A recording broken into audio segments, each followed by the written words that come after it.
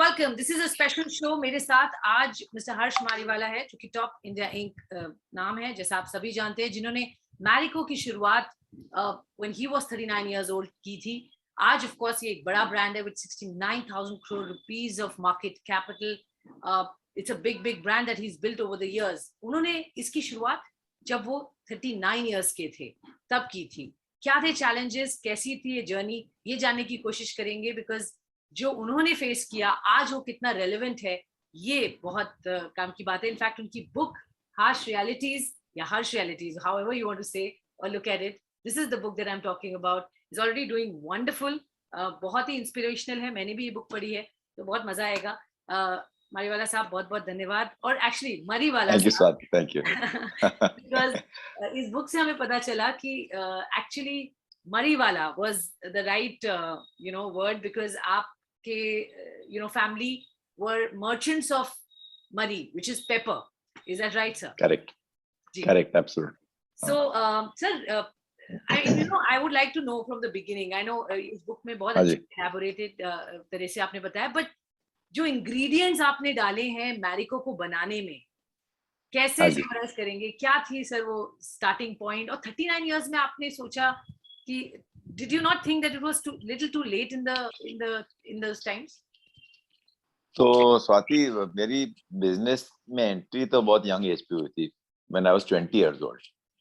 तो तभी से पहले कई साल में हमारा जॉइंट फैमिली बिजनेस था, कहीं और भी बिजनेस थे, केमिकल्स का था, स्पाइस एक्सट्रैक्ट्स का था, वनस्पति प्लांट था पोरबंदर में।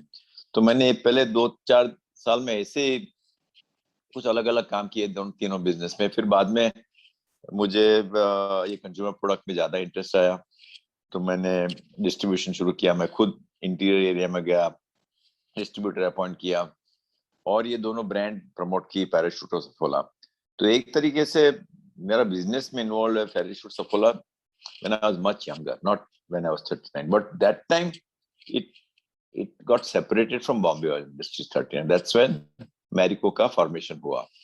तो मैरिको फॉर्मेशन होने से मुझे एक कंज्यूमर प्रोडक्ट पे फुल कॉन्सेंट्रेट करने का मौका मिला, क्योंकि उसके पहले मैं और भी कोई काम करता था, केमिकल्स में कुछ करता था, स्पाइस एक्सट्रैक्ट्स में कुछ करता था। यार मैं full attention was on consumer products. तो उसमें जब भी फोकस आता है, डेप्थ आती है, डेप्थ से एक्सेलेंस होता है, तो वही बिजनेस में मुझे ज्यादा पसंद, मजा आता था चलाने के लिए। तो because of that I was able to build a business which is now grown from that time. पहले साल में हमारा बिजनेस 80 करोड़ था, अभी 80 करोड़ का last year we crossed 8,000 crore. तो अच्छा चला, कुछ ना कुछ बहुत नए प्रोडक्ट लॉन्च किए हैं। सब हमारे प्रोडक्ट अभी है जो मार्केट लीडर है, इंडिया से इंटरनेशनल गए, और सर्विसेज बिजनेस शुरू किया, काया स्किन क्लिनिक्स। तो अच्छी तरह की जर्नी हुई, बहुत फेलियर भी हुए, और मैं बुक में बहुत फेलियर डिस्क्राइब किया है, क्या फेलियर होते हैं, उसके फेलियर से क्या लर्निंग होते हैं, क्योंकि हर आदमी को बिजनेस में फेलियर आना ही है। फेलियर नहीं आएगी तो आप रिस्क नहीं लेते हैं। वैसे बिल्कुल दैट्स मैसेज। बिल्कुल आपने सही बात कही, और आई थिंक यही हम बात शायद इस कॉन्वर्सेशन से निकालना चाहते हैं कि फेलियर होते हैं तब क्या करें, कैसे संभाले खुद को, बिकॉज वो टाइम पर आपको खुद पर विश्वास, कन्विक्शन होना बहुत जरूरी है। It's easier said than done sir. बहुत सारे लोग घबरा जाते हैं, कहीं ना कहीं कोई चैलेंजेस मिलते हैं। आई नो आप बहुत इंस्पिरेशनल है, आपकी जर्नी बहुत इंस्पिरेशनल है, बट आज के जो एंटरप्रेन्योर्स हैं उनको कैसे देखना चाहिए इसमें? बिकॉज अभी ये एक ब्रीड ऑफ एंटरप्रेन्योरशिप हमने देखी आते हुए अक्रॉस। तो आप बताइए सर। तो एक तो किस तरीके का बिजनेस है उस पर भी डिपेंड होता है कि फेलियर होगा, सक्सेस होगा। कई बिजनेस ज्यादा रिस्की होते हैं, कई बिजनेस कम रिस्क होते हैं, तो रिस्क लेवल पे डिपेंड होता है। दूसरा, जब भी आप बिजनेस शुरू करें नए एंटरप्रेन्योर के लिए, एक तो आपको कुछ गुड टैलेंट लेना ही है, क्योंकि आप खुद लिमिटेड एक्सटेंट पे आप खुद सब चीज कर सकते हैं। और दूसरी चीज है जो कैपिटल बोलते हैं ना, क्योंकि फेलियर आएगा तो कभी कैपिटल खत्म हो जाएगा। अभी पैंडेमिक आया, जो कंपनी ने बहुत स्ट्रेच किया था, जो बहुत डेट लिया था, वो सब फंस गई कंपनी, क्योंकि इतना सब डेट लिया कि they were not able to service. Big entrepreneurs like Future Group, they've gone completely below and they are forced to sell the company. वो सेल में भी अभी प्रॉब्लम है, that's a different thing. But मैं बोलता हूँ एक लिक्विडिटी की रखना चाहिए बिगिनिंग में एंटरप्रेन्योर को. दूसरा टैलेंट पे ध्यान देना चाहिए, और मोस्ट इम्पोर्टेंटली कस्टमर पे, क्या कस्टमर को क्या चाहिए. क्योंकि कभी कभी हमारे मन में होता है कि कम ये प्रोडक्ट लाएगा तो कस्टमर को पसंद आता है, क्योंकि मुझे पसंद आता है, मगर कस्टमर की रिक्वायरमेंट कुछ अलग ही होती है मेनी टाइम. तो कस्टमर की इंक्वायरमेंट मालूम पड़ेगी जब कस्टमर इनसाइट बोलते हैं. कस्टमर के अंदर माइंड में जाना है कि क्या हो रहा है उसके माइंड में, क्या है उसकी रिएक्शन है. प्रोडक्ट के बारे में नहीं, प्रोडक्ट के बारे में, प्राइसिंग के बारे में, पैकेजिंग के बारे में, एडवर्टाइजिंग के बारे में. तो कंटिन्यूस प्रोसेस है. एक बार कुछ कई लोग बोलते हैं कि हमने कर दिया तो वो ही रहेगा. तो business has to go on changing. अभी ये पैंडेमिक में कितना डिजिटल मूवमेंट आ गया कि अभी आप सब, पहले ज्यादा देते हम सेल करते थे ग्रोसर शॉप में, अभी तो ई कॉमर्स इतना बढ़ गया है और बढ़ेगा. तो we have to learn to live with this changing world. So I think that's very important for customer. You have to look at competition क्या कर रहा है, टेक्नोलॉजी में क्या क्या फर्क आते हैं, डिजिटल में क्या क्या फर्क आते हैं जो हम ले सकते हैं और उसके ऊपर अपॉर्चुनिटी ला सकते हैं. तो बिजनेस चलाना कॉम्प्लेक्स हो गया पहले से, मगर entrepreneur has to be 2 steps ahead of everything. And innovation करना ही है, क्योंकि आप कुछ इनोवेट लॉन्च करेंगे, other people will copy. So you have to be 2 steps ahead of competition. Then that can only happen through innovation and your offering. Okay, बहुत interesting बातें हैं सर, और बिल्कुल जरूरी है कोई भी बिजनेस हो, ये अक्रॉस ऑल बिजनेसेस जो आपने बातें कही फैक्टर इन होती है, चाहे वो गुड टैलेंट या बढ़िया टैलेंट ढूंढना, रिटेन रखना, फिर कस्टमर की सुनना, आपको इनोवेट करना है कॉन्स्टेंटली, समय के साथ चलना है, वो बहुत जरूरी है, और कस्टमर क्या चाहते हैं उनकी नीड्स को यहाँ एड्रेस करना. बहुत सारे एलिमेंट्स हैं एंड उनका हमेशा जुगलबंदी चलती रहेगी. सो सर, आपके जो चैलेंजेस थे हम आपसे सुनना चाहते हैं. आप बताइए, फॉर एग्जांपल क्या वो चैलेंजेस थे, छोटे 2-3 कोई आपके पास उदाहरण हो, और उनका सोल्यूशन आपने कैसे निकाला? तो बहुत ही चैलेंज मेरी बिजनेस जर्नी में रही. पहले इनिशियली मैं एक बॉम्बे वाल जो फैमिली मैनेज कंपनी थी, तो वहाँ उसमें कैसे कंज्यूमर प्रोडक्ट प्रमोट करना वाज अ बिग चैलेंज. क्योंकि हमारे वो कंपनी में my father and 3 of his brothers, I was the first person from the next generation to come in. So how do you manage, how do you attract talent when there are so many family members? Because family member, अभी कोई professional को लाते हैं तो बोलते हैं किसको मैं report करता हूँ, किसको नहीं, क्या होगा फैमिली मेंबर में. तो जरा थोड़ा little bit fear is there amongst professional. Then हमारा ऑफिस था मस्जिद बंदर में. आप मालूम नहीं आप गई है कि नहीं, जाइए एक बार, देखिए क्या उसका वो क्या एटमॉस्फेयर है. इतना ट्रांसपोर्ट गोडाउन, इतना गंदगी है, पार्किंग के लिए जगह नहीं है, वो हैंड कार्ड है. तो again getting people there in a bad location was a big challenge. And then to overcome all that challenge, I decided to take it up with the family. कि मेरे को एक कंज्यूमर प्रोडक्ट कोई एक नवी company में डालने तो उसकी और चैलेंज थी. 2-3 साल हुआ उसको. उसके हिसाब से because of that Marico got formed. So family and relationship with your stakeholders, owners, sometimes it could be partners, कहीं में फैमिली होता है, तो कैसे मैनेज करना है is a very very important part of an entrepreneur's journey. कभी difference of opinion होते हैं किसके साथ, तो how do you resolve them? Because family relationships are very complex, you know, because if I can't tell the same thing to my, say, father or my uncle, which I can tell you or somebody of my age, for example. So there was a lot of respect. So those days more than what it is today. So family dynamics, how to manage relationship with the family at the same time, getting the work done was a big challenge to me. Sure. Then we went public. So private to public, what is the big challenge? It's very different. जब public जाती है company तो everybody talks about it. वो quarterly business का result declare करना है, analyst को मिलना है, मीडिया में जाना है, बहुत प्रेशर आते हैं. अभी तो बढ़ते रहते हैं प्रेशर, क्योंकि वो सेबी और गवर्नमेंट रेगुलेशन लाती है. तो how to live in a public company and manage short term and long term is the second challenge, I would say. The third is when we had competitive pressures in our Parachute coconut oil from a big competitor. So how do you overcome that was another big challenge.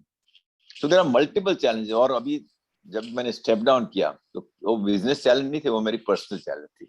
तो मैं जब managing directorship मेरे एक professional job मेरे साथ काम करते हैं उनको दिया, तो मैं क्या करूंगा लाइफ के साथ, यू नो, कैसे टाइम बिताऊंगा, वो was a big challenge, you know, because all of a sudden 100% of time in the company and then now only 20% of the time in the company.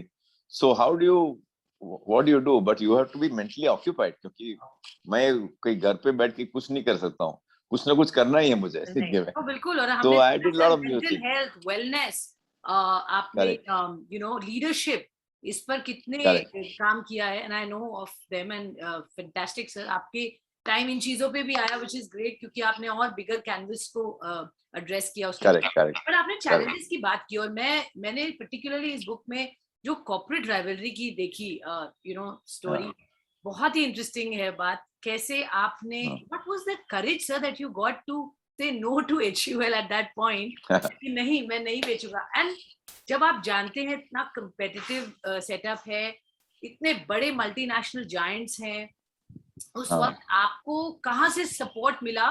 What was your point of saying no to them? I know आपने वहां mention किया है, उदय कोटक साहब ने आपको निर्मा के जो founder हैं उनके साथ मीटिंग कराई, एंड उनका भी आपको जो सपोर्ट, क्या वो था एक स्ट्रॉन्ग यू नो एक कॉन्फिडेंस जिसने दिया? व्हाटएवर, आई मीन आपका क्या क्या रहा सर?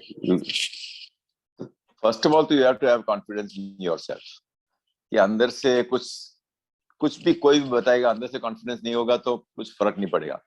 तो पहले तो अंदर से के वो बोलते हैं डिटर्मिनेशन, बोलते हैं कॉन्फिडेंस, बोलते हैं परसिस्टेंस, बोलते हैं कि नहीं, I am not after money but I am it's very important that I run the business and succeed in the running the business in spite of the competition. That was the internal belief I always had, that I am not, because कई लोग entrepreneur बोलते हैं ठीक है पैसा लेके निकल जाऊं मैं.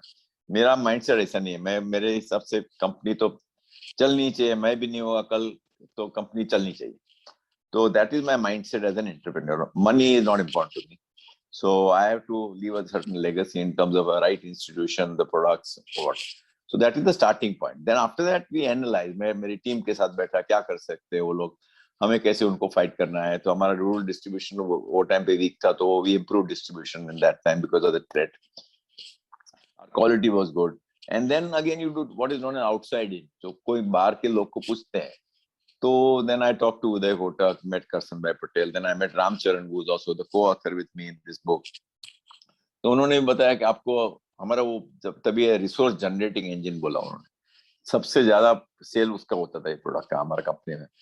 तो बोलता है आपको प्रोटेक्ट करना ही है, करना है. शॉर्ट टर्म कुछ लॉस होगा तो कर, मान ले, आपको प्रोटेक्ट करना है. So I got from different angles a lot of encouragement. And I think that also helped my initial thinking that okay, I'm on the right path, and even my team was behind me. Sure. So I was not at all. I think I was absolutely convinced that we will not sell out and we'll take it on. मैं I was really impressed, जो जिस तरह से वो call आपने बताया, call आया दादी जी का, और उन्होंने कहा कि Marico will be history and आप regret करेंगे if you don't sell it, you will live to regret it. I think बहुत स्ट्रॉन्ग वर्ड्स थे, और आपने you know you proved it. Otherwise the conviction you got sir of you know doing this बहुत बड़ी बात है आज के जमाने में. इसलिए इंटरेस्टिंग बात आपने कही. सर इस दौरान आपके पेरेंट्स का क्या इन्फ्लुएंस रहा, और कौन आपके, I would say, who did you idolise sir?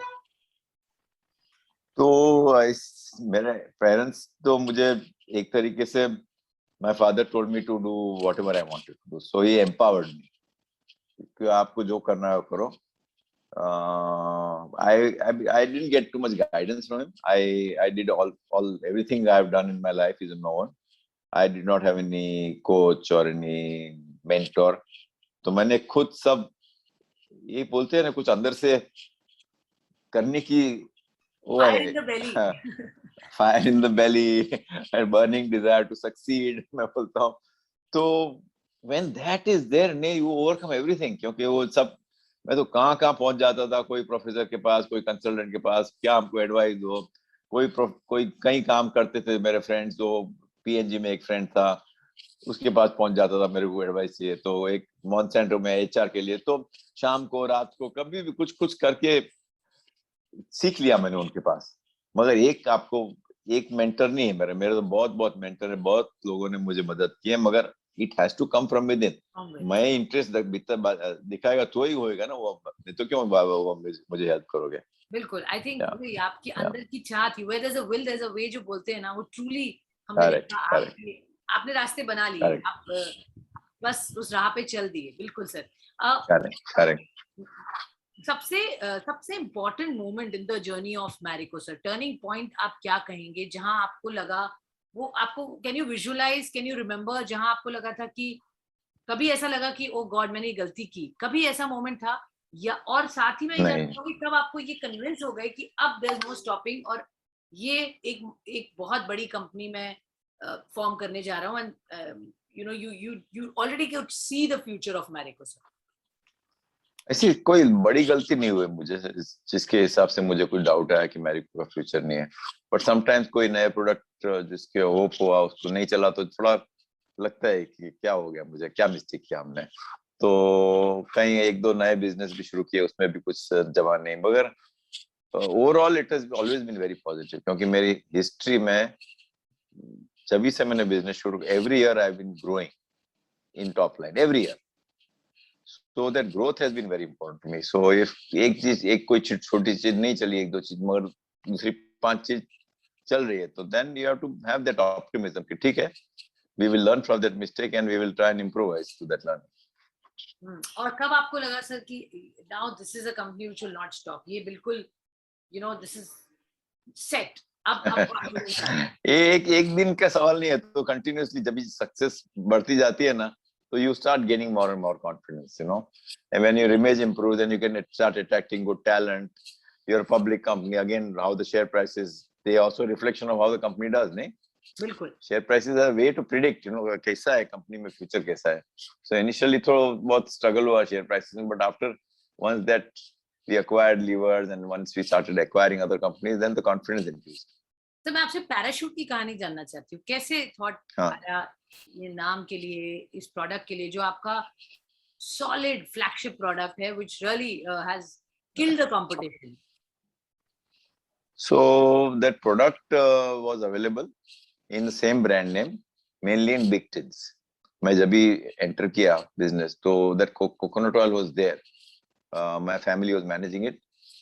तो मैंने ये unbranded big tins से branded में shift कर दिया. The Parachute brand name was decided in the World War days, Second World War, when parachute was a big thing, new thing to happen in the World War. So my family ने कुछ मालूम नहीं, my uncle must have decided this is something new, so let's name this Parachute.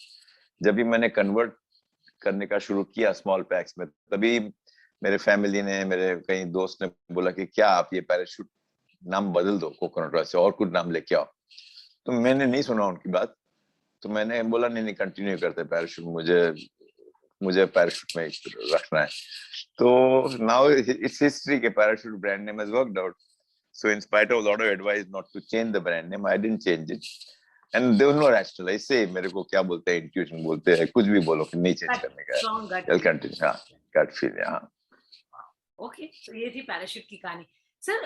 इस दौरान आपको personal life में क्या challenges देखने पड़े? आई एम श्योर आपका बहुत सारा वक्त काम पे जा रहा होगा, तो how was your personal life और your family at that point in time, कैसे वो मैनेज की? So we were staying in a joint family. You know, I grew up in a joint family, and a big joint family. And my father had 3 brothers and 6 sisters. So I've grown in a joint family where 25 people were staying together in the same place and one kitchen, you know. So everything was together. So there's a lot of tolerance in the family, you know, because of that. That was my initial days when I was growing up. Then I got married, but I was still staying with my father, mother. And then I got children. And then after that, after a few years, about almost at the age of 40, I shifted to another house. But one complaint my children have is that, okay, you were spending too much time on business and not as much time on with us. So which is a little bit of a regret. I'm trying to make it up now, Swati, by spending more time with my grandchildren. Yes. So I have 2 grandchildren. Yes. Interaction के वक्त मैंने I saw आप समय बिता रहे थे अपने grandchildren. So I was just tired. My children and my son and his wife and grandchildren have shifted to Dubai.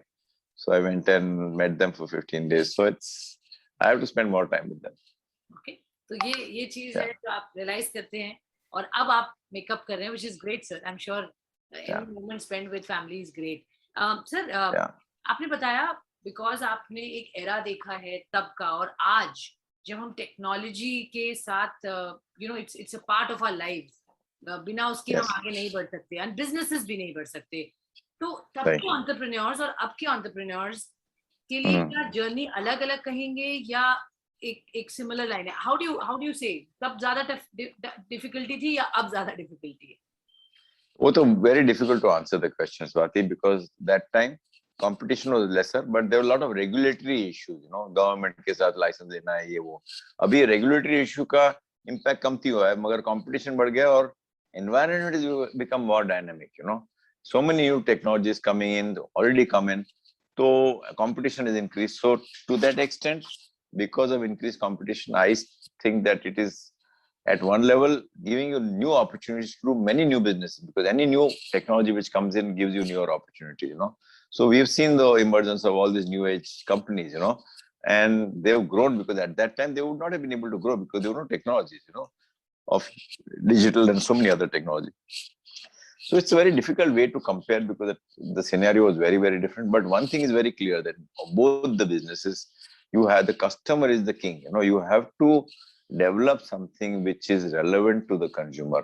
If consumer is going to pay your salary, it's not as a owner, you are not paying the salary to your staff. It's the consumer. And if the consumer is not satisfied, the company will not have money to pay the salary. So I think customer has to be the topmost in any organization in terms of attention. And whether it is customer supplies or customer quality or customer insighting, you have to give the topmost importance to that. And that has not changed compared to what it was maybe 40 years. And that will always remain. Okay. The way of doing business has changed, the technology has changed, competition has changed, but this will always remain. Okay, तो customer centric मतलब customer is king, जो किसी ने कहा है वो सही है और वही रहता है सेंटर स्टेज में कोई भी बिजनेस के. फेयर इनफ सर, ये चीज बरकरार है आज भी तभी. सर, हम 75 साल मना रहे हैं अपने आजादी के. भारत, आपके हिसाब से क्या अब हमारे next 75 years are really going to be more promising? कैसे समराइज करेंगे 75 साल? So India has come a long way, both last at least from 91 the reforms में ज्यादा पुश आए हैं, अभी भी चालू है. अभी हमें बहुत करना है रिफॉर्म्स के सब्जेक्ट पे. इंडिया को चेंज करना है. जो एग्रीकल्चर रिफॉर्म्स अभी तो अटक गए हैं और लेबर रिफॉर्म भी अटक गए हैं कुछ because of all this covid. And then we have judicial reforms, administrative reforms, ease of doing business, कई एजुकेशनल रिफॉर्म्स, कई चीज में इम्प्रूव करने का करना ही है हमें, क्योंकि हमारे इतना बड़ा पॉपुलेशन है. जो बोलते हैं डेमोग्राफिक डिविडेंड, ये जॉब नहीं क्रिएट हो गए, इकोनॉमिक ग्रोथ नहीं आएगा तो कहाँ से डिविडेंड आएगा? डेमोग्राफिक लायबिलिटी होगी हमारे हाथ में. तो it is very important for us to realise that we have a lot of population but we need to grow very fast. The economy has to grow at double digit, at 10% plus. If it happens that way, then we are I think we will be in a much better position. So there are lots of opportunities. India is well placed. We have a large population. Digital provides us a lot of opportunities to improve our overall business climate. So I think we have done well, but we need to do much more. Okay, we have done well and we need to do much more. In fact, यही I think मंत्रा हमेशा रहता है, complacency नहीं आनी चाहिए, हमें बहुत आगे और बढ़ना है, करना है. सर, आपने आपके हिसाब से ग्रोथ इंजन ड्राइवर्स क्या रहेंगे आगे, अब आने वाले साल में? कहाँ से हम एक्सपेक्ट करेंगे अच्छी ग्रोथ कंट्री के लिए आए? क्या है वो इंजन ग्रोथ ड्राइवर्स है? You're talking which sectors? मेरे को क्वेश्चन समझा नहीं. Which sectors you? या सेक्टर और स्पेसिफिकली अगर आप FMCG स्पेस की बात करें तो. FMCG में तो अभी पेंडेमिक से कहीं नई अपॉर्चुनिटी आ गई है. एक तरीके से the whole digital world, e commerce is a big opportunity for FMCG. कई ब्रांड नहीं आए, छोटी ब्रांड तो आ नहीं सकती थी, अभी एंटर हुए FMCG में. जो बोलते हैं D2C brand, direct to consumer. They don't have to go to the distributor retailer. It can be sold directly to through the e-commerce side. So it's a big boon to small entrepreneurs who don't have money. They can sell. So companies like Mamaearth, or we acquired a company by the name of Beardo or Just Herbs. we are seeing a lot of competition coming in from them, which is good because they go into specific niches and you are seeing more and more new age entrepreneurs coming in. Separately from consumer point of view, huge thrust to health. We have healthy products we launched recently in the last 1 year, Marico में, जो Saffola honey है, Saffola proteins है, Saffola noodles बोलते हैं, जो noodles का alternative oats से बनाया हुआ, वो लॉन्च किया है. हमारा सफोला मसाला ओट्स भी बहुत अच्छा चला. तो हेल्थ पे एक ज्यादा कंज्यूमर शिफ्ट आया. दूसरा इम्यूनिटी पे भी, जो कुछ फूड खाएंगे, जो कुछ न्यूट्रास्यूटिकल लेंगे, जो मेडिसिन खाएगा, इम्यूनिटी बढ़ाती है, तो उसमें ज्यादा स्कोप है. और तीसरा हाइजीन पे, क्योंकि people are now far more hygiene conscious, they need to wash hands, sanitisers and thing like that. So we see a big shift, and then finally all the products has to be sustainable. You have to have products which are natural and ideally speaking don't do any harm to the environment. So these are the shifts in consumer products. But net, India has to grow. I'm optimistic that India will do well, and I'm also optimistic this pandemic, COVID impact will start reducing negative impact, and we start seeing much higher growth rates with more and more vaccination coming in, and there is a fear of third wave, but I strongly feel that we did better in business in second wave compared to first wave. And even if third wave comes, we will do better than the second wave. So net, I'm saying that I'm cautiously optimistic in terms of the business environment. Cautiously optimistic, बिल्कुल अभी business environment को लेकर, but Marico का बहुत interesting story है, journey रहा है sir, throughout हमने पढ़ा. और अब क्योंकि हम ऐसे थ्रेशोल्ड पर हैं जहां से बहुत कुछ ट्रांसफॉर्मेशन हो रहा है, and you rightly said, digital and technology का जो रोल है व्हिच इज अनप्रेसिडेंटेड, बहुत ही स्ट्रॉन्ग एक्सपोनेंशियल हमने ग्रोथ देखी. और Covid has in many ways fast track that process of adoption of technology. सही बात है. तो मैं जानना चाहती हूँ, आप एज अ चेयरमैन, क्योंकि आप विजनरी हैं, आप एक गोल सेट करते हैं, आप कुछ देखते हैं जो हम नहीं देख सकते, या maybe your employees can not see. तो as a chairman of the company, what is Marico looking like, sir, over the next 10, 20, 30 years? Marico will do well, I think, because we are very customer focused.